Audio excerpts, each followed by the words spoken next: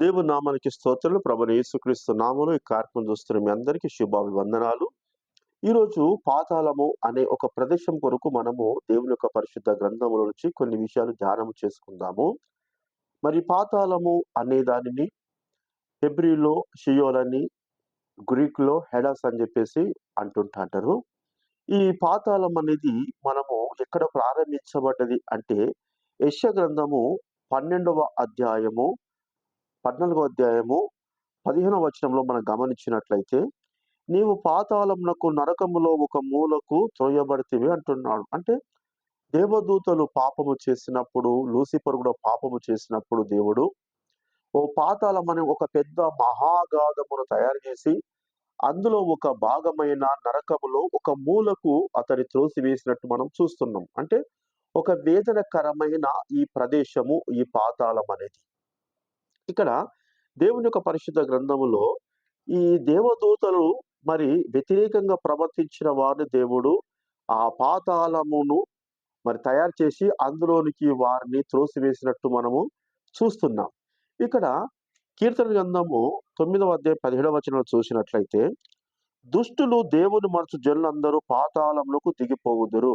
చూడండి, ఇక్కడ దేవుడు మానవుని తయారు చేసిండు. ప్రతి ఒక్కరికి దేవుడు జీవవాయువు ఇచ్చిండు. అయితే ఈ దేవుని ద్వారా తయారు చేయబడ్డ మనుషులు దేవుని మర్చిపోయి మరి దేవునికి వ్యతిరేకంగా దుష్టులుగా ప్రవర్తించిన ప్రతి ఒక్కరు కూడా పాతాళమునకు దిగిపోతారని చెప్పేసి దేవుని యొక్క వాక్యము మనకు స్పష్టంగా సెలవిస్తున్నది. ఇక్కడ చూసినట్లయితే మరి మనము సువార్త ఎందుకు ప్రకటించడము అంటే, ఈ దుష్టంగా ఉన్న వ్యక్తులను ప్రభు దగ్గరికి ఎందుకు నడిపించడం అంటే, పాతాళం అనేది వారు పోకూడదని దైవజనుల యొక్క ఆశ, అంబిషన్. ఇక్కడ సంఖ్యాకాండము 16వ అధ్యాయము 32వ వచనం మనం చూసినట్లయితే, 32వ వచనములో, భూమి తన నోరు తెరిచెను, వారి వారి కుటుంబీకులు కోరాహు సంబంధులందరినీ వారి సమస్త సంపదను మింగివేసెను. వారును వారి సంబంధులు ప్రాణముతో పాతాళములో కూలిరి. ఇక్కడ దేవుడు మరి పరలోక రాజ్యములో లూసిఫరు ఎప్పుడైతే వ్యతిరేకంగా ప్రవర్తించిండో అతని కొరకు పాతాళమును దేవుడు తయారు చేసిండు. ఇక్కడ దుష్టులు దేవుని మర్చిన వ్యక్తులట. అంటే ఇక్కడ ఈ కోరాహు సంబంధులు కూడా దుష్టంగా ప్రవర్తిస్తున్నారు.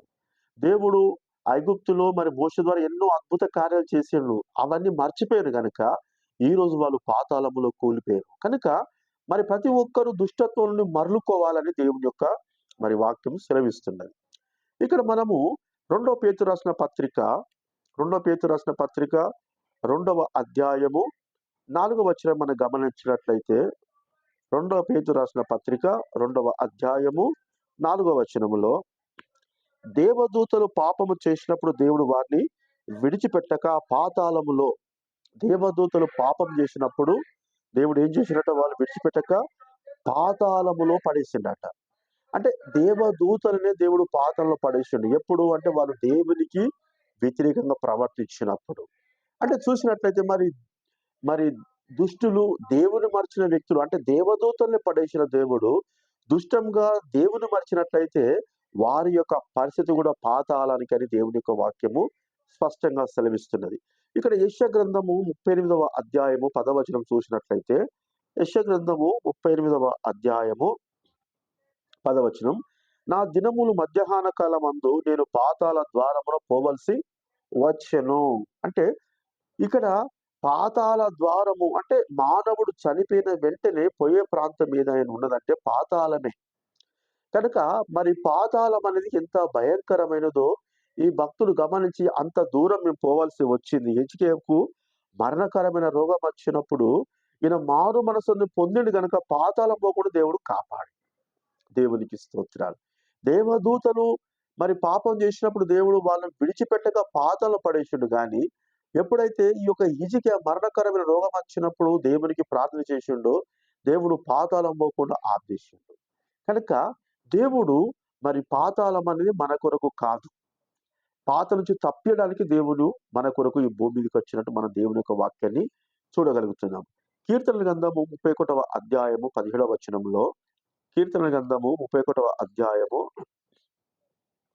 17వ వచనములో, యెహోవా నీకు మొరపెట్టినప్పుడు నన్ను సిగ్గునందనీయకుము, భక్తిహీనులు సిగ్గుపడుదురు గాక, పాతాళమందు వారు మౌనులై ఉందురు. అంటే ఈ పాతాళము తప్పించుకోవాలంటే మరి ఇక్కడ హిజ్కియా మరణకరమైన రోగం వచ్చినప్పుడు ఆయన మొరపెట్టి పాతాళముకు వేటను తప్పించుకోగలిగిండు. ఇక్కడ మరి మనము గూడా మౌనముగా అంటే పాతాళము తప్పించుకోవాలంటే దేవునికి మొరపెట్టే ఆ మంచి మనసున్నట్లయితే దేవుడు పాతాళం నుంచి మనల్ని తప్పిస్తాడు. ఇక్కడ మరి దేవదూతలు తప్పు చేసినప్పుడు దేవుడు వాళ్ళని విడిచిపెట్టలే గాని, ఇప్పుడు మనము తప్పు చేసినా గాని దేవుని దగ్గర మొరపెట్టినట్లయితే దేవుడు మనకు అవకాశం ఇస్తున్నాడు. దేవునికి స్తోత్రాలు. ఇక్కడ సామెతల గ్రంథము 15వ అధ్యాయము 24వ వచనం మనం చూసినట్లయితే, కిందున్న పాతాళమును తప్పించుకొనవలెనని బుద్ధిమంతుడు పరమునకు పోవు జీవ మార్గము నడుచుకొనును. కనుక కిందున్న పాతాలను తప్పించుకోవాలని మరి బుద్ధిమంతుడైతే ప్రయత్నం చేస్తాడట. అంటే బుద్ధి లేని వాళ్ళు ఏం చేస్తారు అంటే మరి ఈ జీవ మార్గాన్ని కనుక్కోరు. ఈ పరముకు పో మార్గమును కనుక్కోరు. ఏమైనా కానీ ఇది ఒక మతము, ఇది ఒక కులము, ఇది ఒక వర్గానికి చెందినది, మాకద్దు, మాకెందుకు ఈ దేవుడు అని చెప్పేసి అనుకుంటాండ్రు. కనుక ఇక్కడ మరి బుద్ధిమంతుడైతే అంటే నేను పాతాళమైన నరకములో పడద్దు. ఇక్కడ దేవదూతలు తప్పు చేసినప్పుడు దేవుడు విడిచిపెట్టలేదు. కోరాహు కుమారుడు కూడా తప్పు చేసినప్పుడు దేవుడు విడిచిపెట్టలేదు. కనుక నేను కూడా తప్పు చేసిన దేవుడు విడిచిపెట్టాడు గనక అని ఎప్పుడైతే మరి ఈయన ఆ పాతాళం తప్పించుకోవడానికి ప్రయత్నం చేస్తాడో అతని పరముకు పోయే మార్గాన్ని దేవుడు చూపిస్తా అంటాడు. దేవునికి స్తోత్రాలు. ఇక్కడ మనము మత్తయి సువార్త 16వ అధ్యాయం 18వ వచనం గమనించినట్లయితే, మత్తయి సువార్త 16వ అధ్యాయము 18వ వచనం. మరియు నువ్వు పేతురువు, ఈ బండ మీద నా సంఘమును కట్టుదును, పాతాళలోక ద్వారములు దాని ఎదుట నిలవనేరవు అంటున్నాడు. దేవునికి స్తోత్రం. అంటే ప్రతి దైవజనుడిని దేవుడు తయారు చేసుకున్నాడు. దైవజనులు ఎందుకు ఉన్నారు అంటే ప్రతి మానవుడు పాతాళ లోకానికి పోకుండా వాళ్ళను రక్షించడానికి దేవుడు దైవజనులను నియమించుకున్నాడు. దేవునికి స్తోత్రాలు.